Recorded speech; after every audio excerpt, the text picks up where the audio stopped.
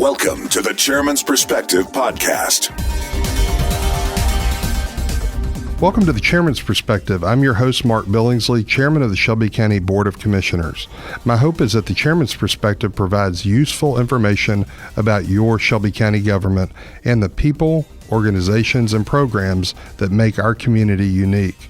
I'm really excited to have Bill Gibbons, the president of the Memphis Shelby Crime Commission and the executive director of the University of Memphis's Public Safety Institute on the show. You won't want to miss any part of this show. We'll be right back on the Chairman's Perspective, powered by the KUDZUKIAN Network. Inside 901. Inside 901. I am your host, Lieutenant Anthony Buckner. Here on Inside 901, we will unpack the vision of Shelby County Sheriff Floyd Bonner and the various divisions of the Shelby County Sheriff's Office. We have a racial profiling policy at the Sheriff's Office. We adhere to it. We expect our officers to adhere to it. Uniform patrol that provide police services to unincorporated Shelby County. Inside 901. KUDZUKIAN! Welcome back to the Chairman's Perspective. I am truly honored to have a very longtime friend with us today, Bill Gibbons, who is the president of the Memphis Shelby Crime Commission and the University of Memphis Public Safety Institute. Thank you so much for making time. I know you got a lot of things going on today, but you made time for us, and we're very grateful. Glad to be here. Well, Bill, just sharing your current two titles doesn't even give any recognition of your history of public service. Can you just take us briefly through as much as you can share with us? But it's honestly amazing if you think about the governors you've interacted with, the leadership you showed at the state level, at the local level. Can you just share with us a little background? Well, sure. I'll try to make it brief. My public service began back in 1979, which kind of dates me a little bit, when I served as Special Assistant to Governor Lamar Alexander, a policy assistant. I then served one term on the Memphis City Council. I don't think I even knew that part. Okay. Yes. Okay. I then served a partial term on the county commission.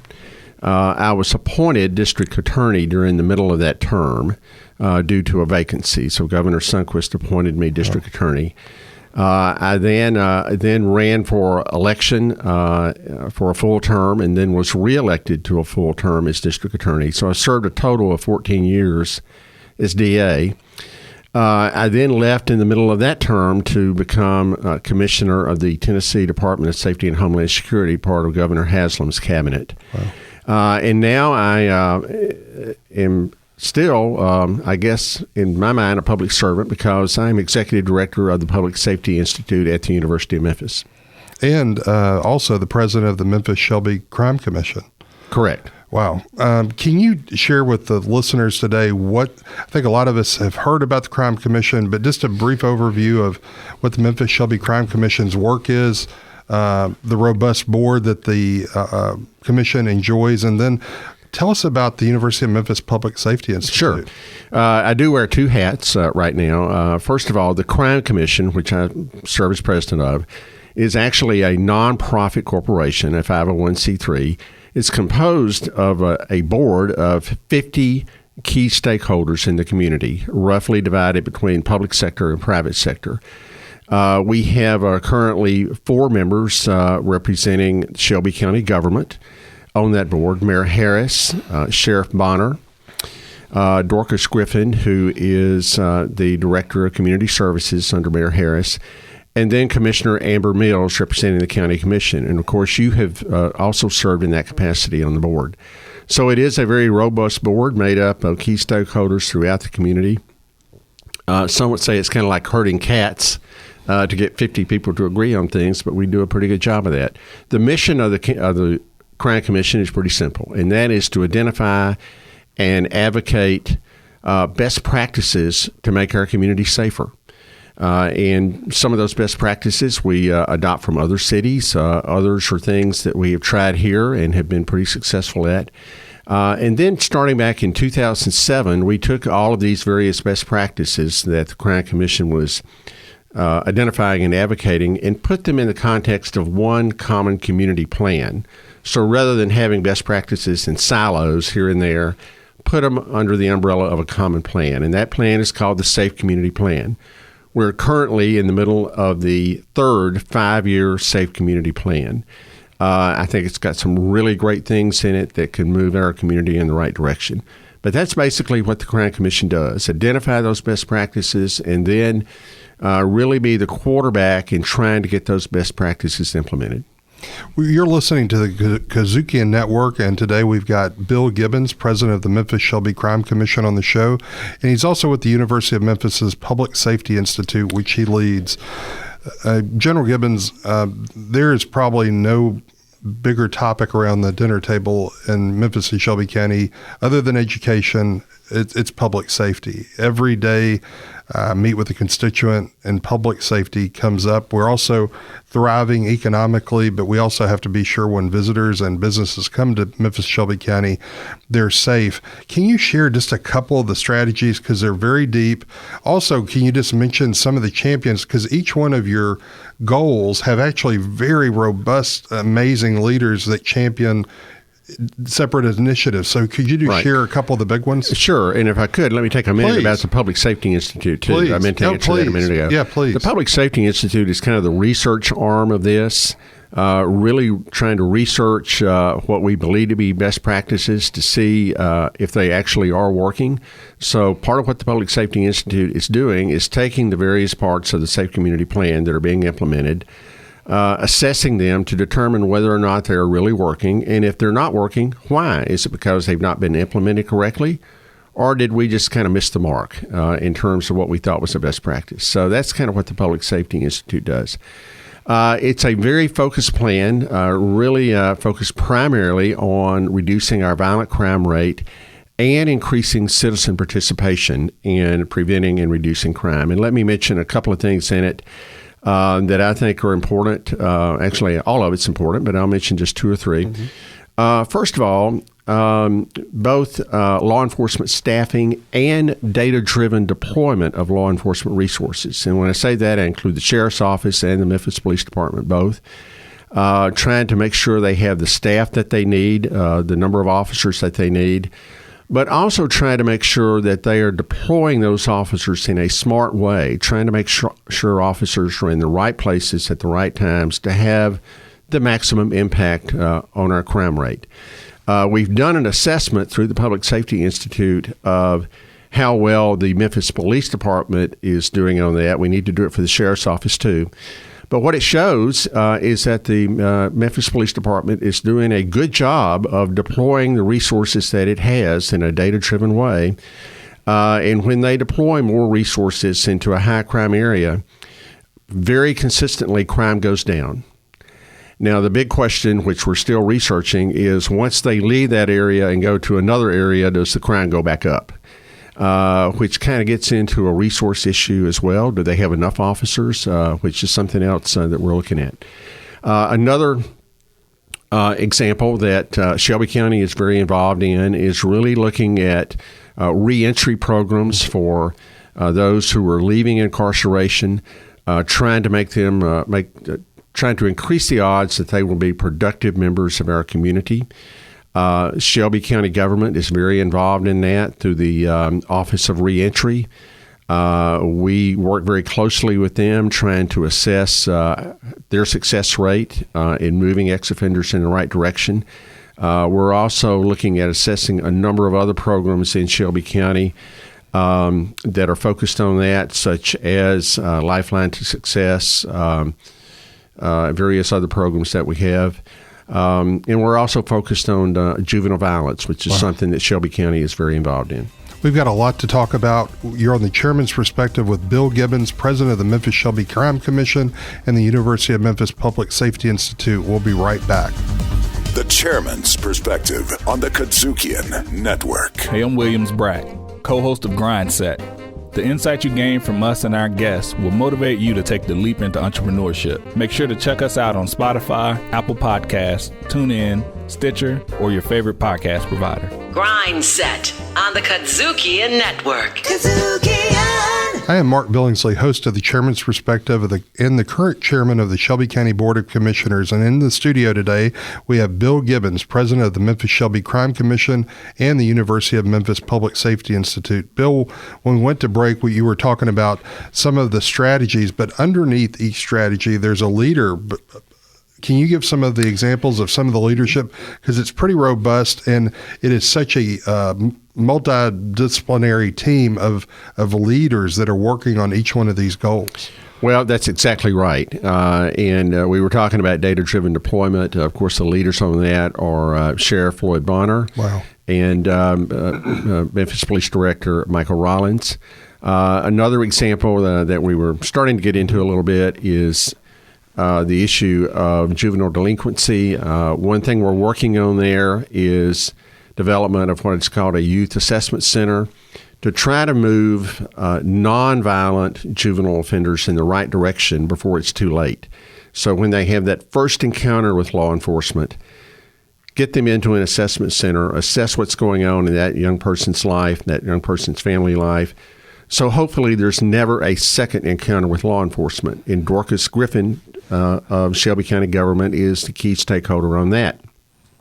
So those are examples of stakeholders that have taken this on. And part of what the Crime Commission does, frankly, is try to move the ball down the field in a diplomatic way to try to hold all the stakeholders accountable for what they say they're going to do. And I don't think they mind me saying that. In fact, Mayor Strickland often says to groups that part of my job is to prod him to do what he says he's going to do, and he doesn't mind that.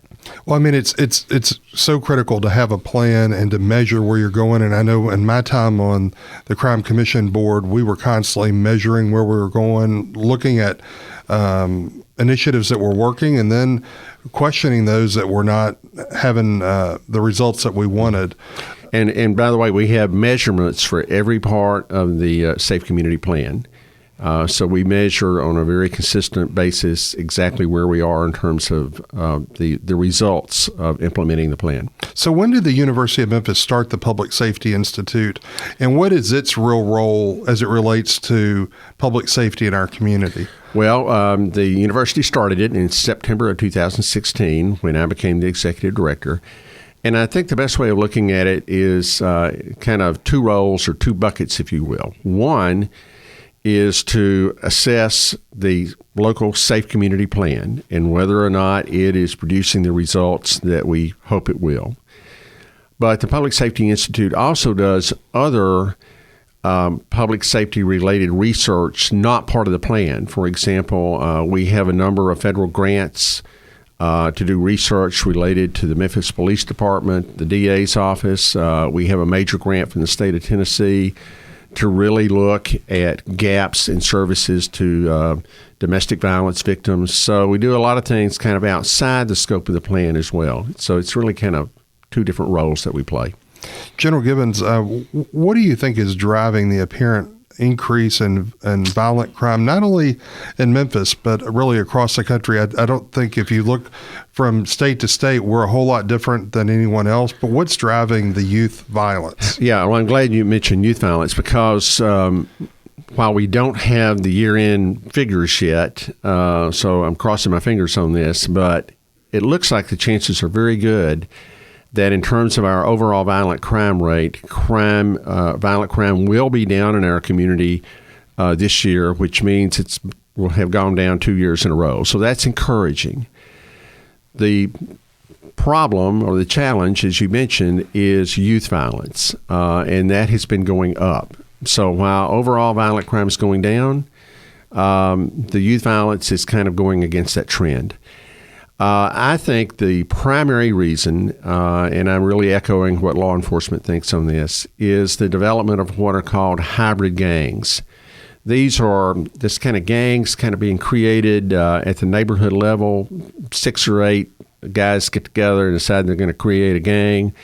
There's very little discipline involved, very little structure, and I think that's what we see happening. If you go back to the gangs that most of us are familiar with, the Gangster Disciples, the Crips, the Bloods, and so on, they're very structured, and they have a sense of discipline, but these break-off hybrid gangs lack that. And I think that is one of the reasons we're seeing this increase in youth violence.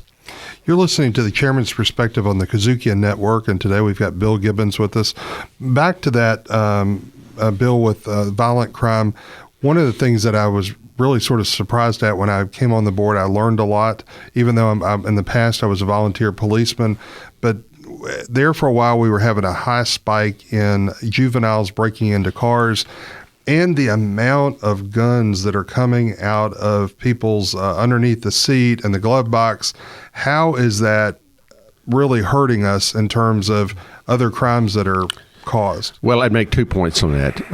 Number one, as I mentioned a minute ago, we have these kind of break-off hybrid gangs, and I think a lot of them started off by stealing cars, breaking into cars, and now it appears they've kind of moved on to more violent crimes. So that's disturbing. Number two, and I'm just going to be blunt about this, I think our General Assembly made a serious mistake back in 2013 when they changed state law allowing anybody to carry a gun in a car, a handgun in a car, without a handgun permit. I think the General Assembly's intention was to ensure that law-abiding citizens could protect themselves, but we've had several repercussions. Number one, it means a lot of gang members in town, unless they already have a felony conviction, can legally carry their guns in cars, and there's nothing law enforcement can do about it. So is it really surprising that we've had an increase in road rage and shootings on our interstates and so on? I think it's a direct result of the change in the law.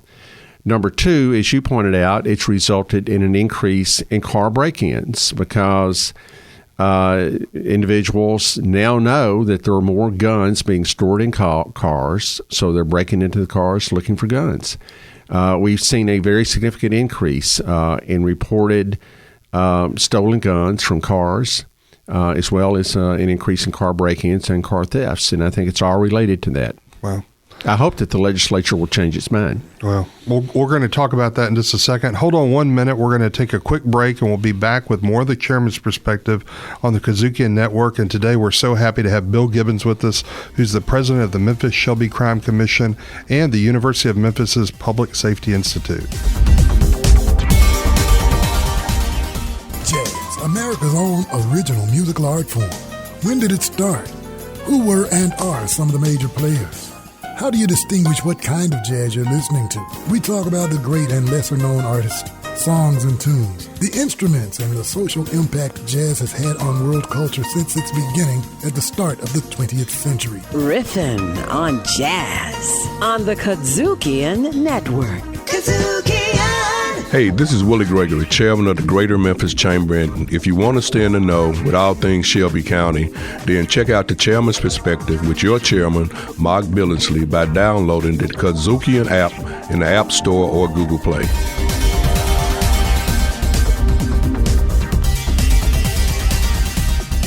Hi, I'm Mark Billingsley. We're back on the Chairman's Perspective today. We're honored to have General Bill Gibbons with us today, president of the Memphis Shelby Crime Commission and the University of Memphis Public Safety Institute. Bill, we were talking about legislative actions that are not necessarily really helping us with the crime battle. You mentioned the ability for persons that don't even have a handgun carry permit, which I have one, to be able to just carry a weapon in their car. It's pretty scary because also that many weapons inside a car, the chances are in Memphis and Shelby County, if a car is broken into, it's going to have a weapon in it. In terms of legislation, what are things that at least my body should be looking at? It seems like we continue to loosen the purse strings on the ability for people to carry guns, and I appreciate the need for a weapon for personal protection or for hunting, but the amount of the lack of regulations it seems to be hurting us. What do we do legislatively to try to address this?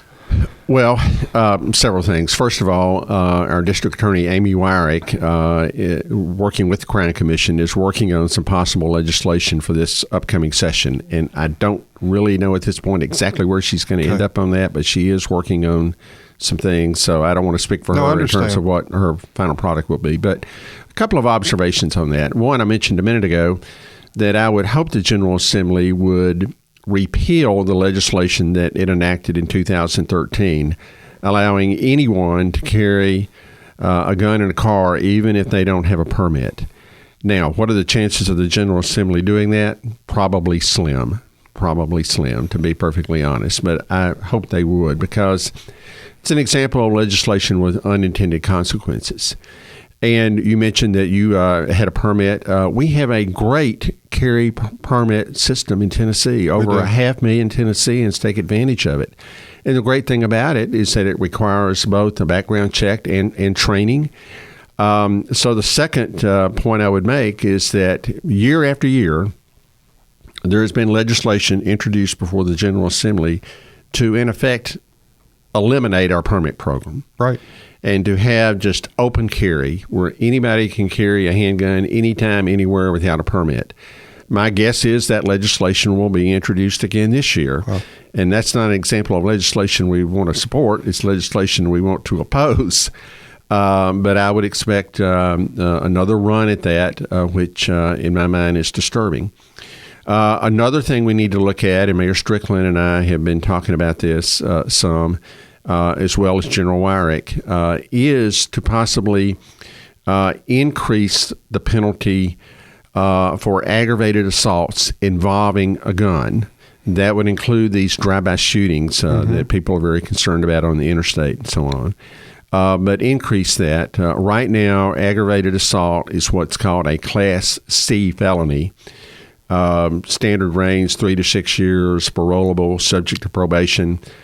There's talk about increasing that possibly up to a Class B felony with a tougher sentence if it involves a gun. So that's an example of something that we could possibly do to try to deter gun violence, and in particular the kinds of drive-by shootings and so on that we're all concerned about.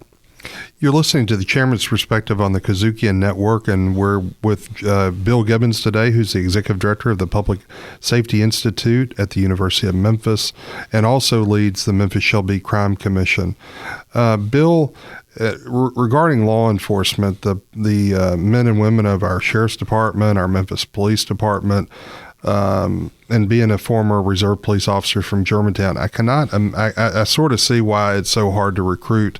If you're a law enforcement officer, the likelihood of you pulling someone over for a speeding ticket or a broken tail light and there being a weapon in that vehicle seems to be pretty high. Do you think that the amount of guns that are going on the streets is affecting our ability for people to consider a career in law enforcement?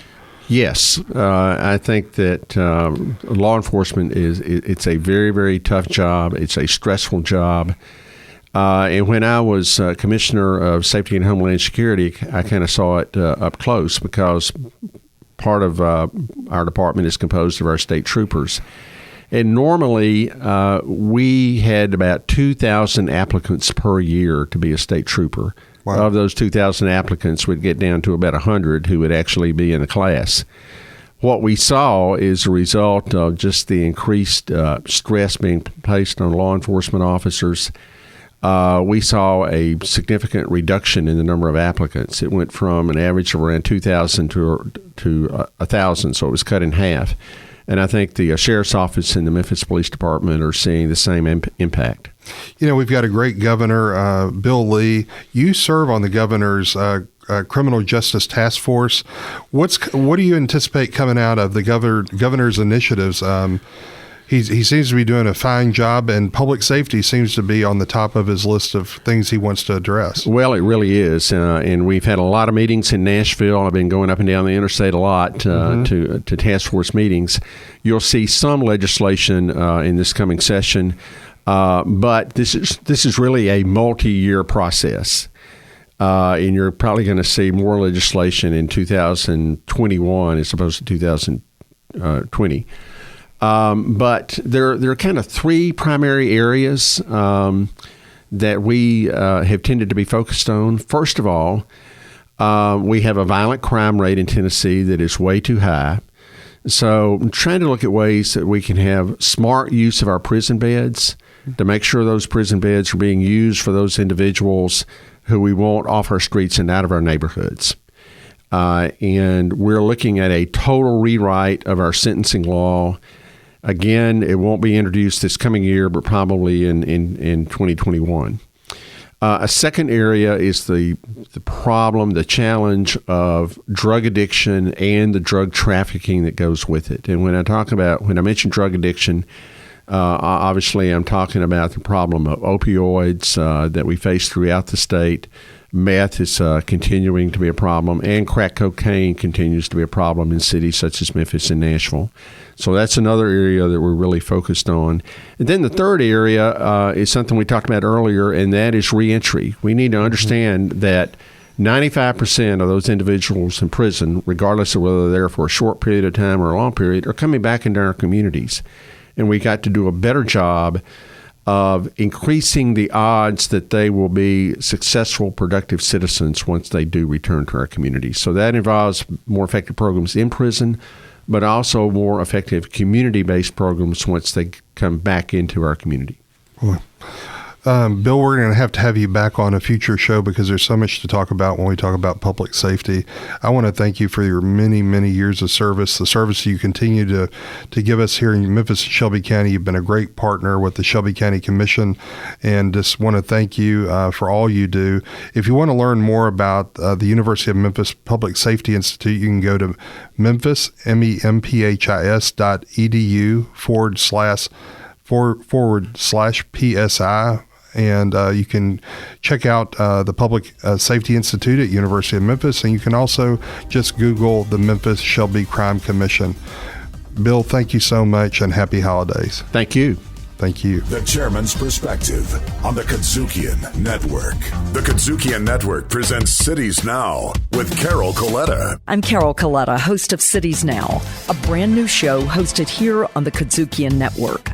With Cities Now, we want to help listeners make smart decisions for their cities. Pittsburgh, Pennsylvania. Little by little, the city is rebuilding itself with businesses such as urban farms and breweries. We'll interview the sharpest people on the thorniest issues facing cities now. Cities Now, part of the KUDZUKIAN Network. This was a powerful show today, and I hope this information gave you a better understanding of the Memphis Crime Commission as well as the University of Memphis Public Safety Institute. Our Shelby County government is working day in and day out to address the challenges of public safety, healthcare, economic development, and education with organizations like the Memphis Shelby Crime Commission and the University of Memphis Public Safety Institute. I also want to say a very special thank you to all of our Shelby County employees and elected officials. They are truly some of our country's best public servants. We've had a great show, and we continue to encourage you to listen to the Chairman's Perspective and the Commission in Action 2.0 by downloading the KUDZUKIAN app or by visiting your favorite podcast provider. Until next time, I'm Chairman Mark Billingsley, and you've been listening to the Chairman's Perspective, powered by the KUDZUKIAN Network. We'll see you next time. The Chairman's Perspective Podcast. Executive producer, Shelby County Commission's Chairman, Mark Billingsley. Directed, produced, recorded, and distributed by KUDZUKIAN.